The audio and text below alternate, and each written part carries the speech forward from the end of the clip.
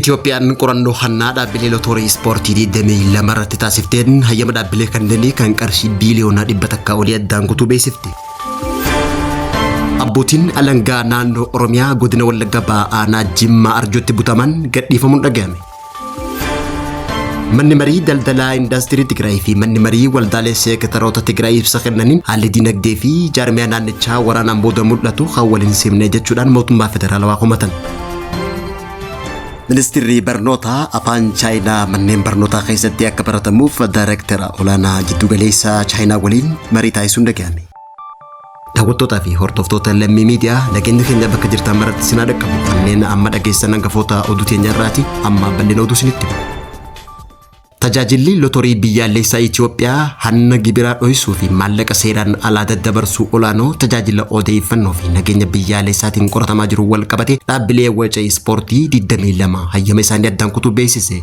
Tajaajilli lootorii biyyaalessaa Itoophiyaa ibsa 5 dabree gaafa muddee 4 bara 2025 baaseen hojiirraa dhoorkuun kun odeeffannoo tajaajilaa fi odeeffannoo nageenya biyyaalessaa irraa argame irratti hundaa'u akka ta'es ibseeti jira. Tajaajilli lootorii kun akkaataa labsii dhimmi ilaallatuun kan raawwatame yoo ta'u qajeelfama hayyama waca ispoortii keewwata hayyamni kun gocha yakka nagaa hawaasaa fi nageenya biyyaa balaadhaaf saaxilu yookaan hanna kan of keessaa qabu yoo ta'e hayyama san haquuf yookaan dhaabuuf aangoo kan kennu ta'uu isaa hubachiiseeti jira. Ejensichi dhaabbilee waca ispoortii dhorkaman hanga qorannoo yakkaa itti fufee jiru xumuramutti akka hin sochoone ibsuudhaan qorannoon kun barbaachisaa dhufuun opereetaroota hedduu irratti xiyyeeffachuun akka danda'u akeekkachiiseeti jira. Kunis kan ta'e erga tajaajilli odeeffannoo fi nageenya biyyaalessaa abbootii qabeenyaa dhaabbilee waacaa fi hiriyoonni galii mootummaa qarshii biiliyoona 100 ol saaman shakkaman to'annoo jala erga oolaniin booda kan beeksise hoggaa ta'u tajaajilichi akka beeksisetti yeroo ammaa tana shakkamtoonni 24 to'annaa jala ooluu ibseeti jira. Akka tajaajilli kun jirutti qorattoonni damee kana keessatti sirna dhabdummaa balaatee kan argaman yoo ta'u gibira dho'isuu hayyama malee socho'uu fi waltajjiiwwan idil addunyaa fayyadamuun waacaa seeraan alaa toora intarneetii irratti mijjeessuu dabalatee dhaabbilee hayyama qaban hedduu waajjira galmee isaanii dhiisanii bakka dhugaan isaanii dho'isuu ibseeti jira. Maallaqni seeraan alaa kun shororkeessummaa fi gareewwan hidhatan deeggaruuf akkasumas neetworkiiwwan kontirbaandii gargaaruuf kan yaadame jechuudhaan dhaabbatichi ibseeti jira.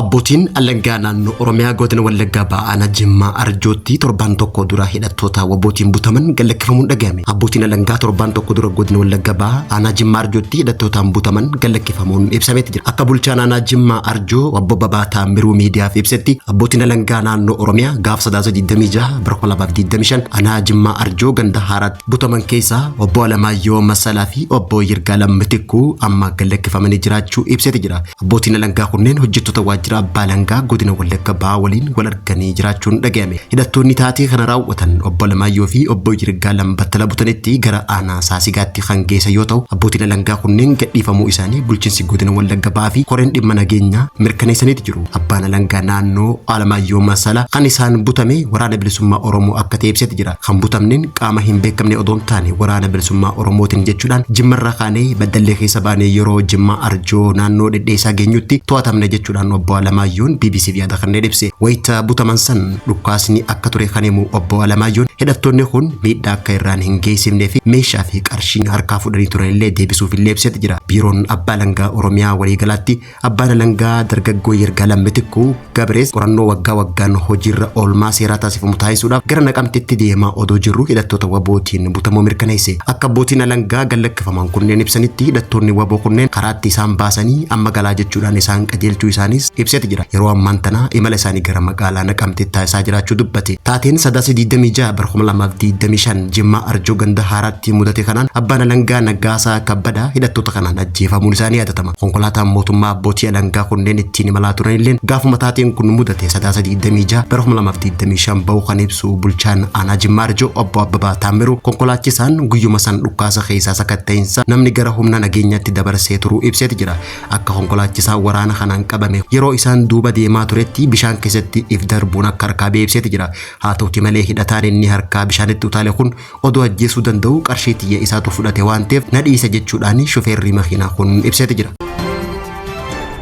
Manni marii daldalaa fi indaastirii Tigraay fi manni marii waldaalee seektoroota Tigraay ibsa kennaniin haalli dinagdee fi jaarmiyaa naannichaa waraana booda mul'atu kan waliin simneedha jechuun mootummaa federaalawaa qeeqan. Manni marii daldalaa indaastirii Tigraay fi manni marii waldaalee seektaroota Tigraay jimmata kaleessaa muddeeshan bara 2025 ibsa miidiyaaleef kennaniin labsiin haala dinagdee daldaltootaa fi jaarmiyaalee naannichaa waraana booda mudateen kan waliin simanne jechuudhaan miseensi boordii mana marii daldalaa fi indaastirii Tigraay kan ta'e obbo Toomaas Waashihuun fi itti aanaan pirezidaantii isaa obbo Tsaggaay Hadaguu ibsa kennaniin hoyyeensi kun kasaaraa guddaa yeroo waraanaa dhaabbilee daldalaa mudate dhala liqii baay'ee dabaluu fi rakkoolee tana furuuf ammoo tarkaanfiiwwan qabatamaa mootummaan federaalaa fudhatamuu dhabuu isaa osoo hilaalin kan raggaasifame jechuudhaan mootummaa federaalawaa ifaan ifatti komachuu ibsan. Sagantaa haaromsa dinagdee dhaloota yeroo ragga'u adeemsa haaromsa wixineessuutii fi baasuuf raggaasisuu keessatti hawaasni daldalaa Tigraay bakka bu'ummaa akka hin qabne dubbatanii jiru. Rakkooleen hojii daldalaa naannicha keessatti uumamaniifis furmaata barbaaduuf waldaaleen kunneen ifatti ministeera muummee Dr. Abiyyi Ahmadiif xalayaa barreessanii turuus ibsaniiti jiran. Kana malees abbaan taayitaa misooma galii naannoo Tigraay labsii bara dhufu hojiirra oolchuuf qajeelfama yoo baasu haa ta'uuti malee hojiirra oolmaa isaa irratti rakkoon jiraachuu ibseeti jira. Dhimmoonni hooggantoota daldalaa irraa ka'an kun ka'umsa siyaasaa irraa guutumaan guututti bilisa ta'uu cimsanii ibsuudhaan mootummaan federaalawaa dhimma dinagdee Tigraay hatattamaan akka furus gaafataniiti jiru.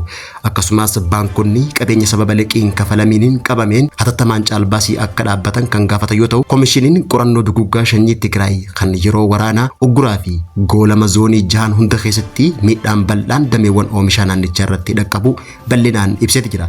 Aanaaleen dhaqqabamaa ta'an hunda keessatti dhiibbaa waliigalaa tilmaamaan dolara Ameerikaa biliyoona 83.84 akka ta'u tilmaamuudhaan kunis miidhaa kallattii fi kasaaraa gara fuulduraa dabalatee tilmaamaan dolara Ameerikaa biliyoona 83.84 akka ta'u ibsaniiti jiran.